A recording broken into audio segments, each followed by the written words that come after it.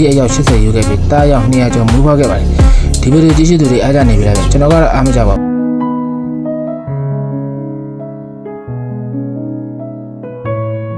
းခုမြင်တဲ့အဖိုးကြီးအသက်ဘယ်လောက်ရှိပြီလို့ဗီဒီယိုကြည့်ရှုတွေထင်လဲဗျအားလုံးပဲမြင်လားကျွန်တော်နာမည်ကိုဆိုင်ပါစီယိုဂျီကစာနယ်တီဌာနတော်တရားဖြစ်ပါတယ်ကျွန်တော်ရဲ့ channel လေးမှာထူးခြားဆန်းပြတဲ့အကြောင်းအရာလေးတွေအမြဲတင်ဆက်ပေးမှာဖြစ်လို့အမြဲတမ်းကြည့်ရှုဖို့ဖိတ်ခေါ်ပါရစေကဲဒါဆိုရင်ဗီဒီယိုလေးပြန်ဆက်အောင်ဗျဒီဖိုးကြီးမိကတော့အာတာစီကာစီကာတိုဖြစ်ပါတယ်သူ့ရဲ့အသက်ကတော့258နှစ်ဖြစ်ပါတယ်အားလုံးပဲအံ့ဩသွားကြပြီလားဗျဟုတ်တယ်သူ့ရဲ့အသက်258နှစ်ဖြစ်ပြီးတော့အရေပြားနဲ့အယိုးသာကျန်တာဖြစ်ပြီးမျက်နှာကအရေချောင်းတွေကလည်းနှစ်ပေါင်းများစွာထုဆက်ထားတဲ့ရှုံမြောင်းတွေလိုပါဒါပေမဲ့သူကကလေးတယောက်လိုလှုပ်ရမ်းစော်သားရရဆိုသူ့ရဲ့အုံနောက်တွေကအလုံးကြီးလင်ပါသေးတယ်တခါတခါသူလိုမကြရင်ကလေးတယောက်လိုစိုးနေပါသေးတယ်သူကအသက်258နှစ်ထိဆက်လက်ရက်လုံးဝမတောက်ခဲ့ပါဘူးသူ့ရဲ့မိဘတွေကဒီနေ့မှတော်တော်ကြော်ကြပါတယ်တနည်းအားဖြင့်ပြောရရင်သူတို့ရမှာနာမည်ကြီးရပါဗျာသူကအသက်258နှစ်အတွင်းမှာဇနီးအယောက်80ယူခဲ့ပြီးတားရောက်200ကျော်မူးဖွားခဲ့ပါတယ်ဒီဗီဒီယိုကြည့်ရှုသူတွေအားကြနေပြီလားကျွန်တော်ကတော့အားမကြပါဘူးဘာကြောင့်လဲဆိုတော့သူ့ရဲ့ဇနီးတွေသားတွေမိတွေအားလုံး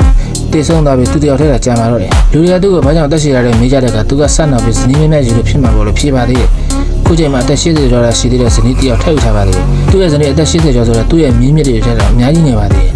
သူကဇနီးသားမြင်းမြစ်တွေရဲ့နာရီအကုန်လုံးကိုလိုက်ပို့ခဲ့ရပြီးကြည်ခဲစရာနာကျင်မှုတွေလည်းရင်ဆိုင်ခဲ့ရပါတယ်သူပိုင်ဆိုင်တဲ့ပစ္စည်းဥစ္စာအားလုံးလှူဒန်းခဲ့ပါတယ်အသက်80ကျော်ဇနီးငယ်လေးနဲ့9ပန်းရွာလေးမှာနေထိုင်ပါတယ်သူ့ရဲ့မျှော်လင့်ချက်ကြီးကြီးမားမားကတော့သူ့ရဲ့အသက်ထောင်ကျော်အောင်နေထိုင်ဖို့ကြိုးစားမယ်လို့ပြောပါတယ်